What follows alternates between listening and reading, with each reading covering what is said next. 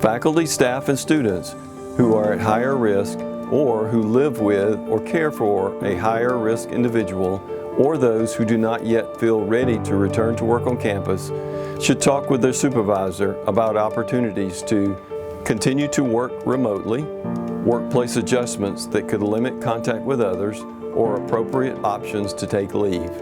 A request form and guidance on required documentation will be available via the USG Human Resources Department.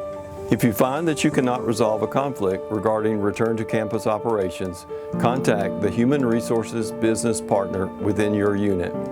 If you have any questions, please reach out to your PI, lab manager, or direct supervisor. We're excited to see you back on campus and for you to continue your critical research. We're all in this together. Thank you for your commitment to these measures that will keep you and your colleagues as safe as possible.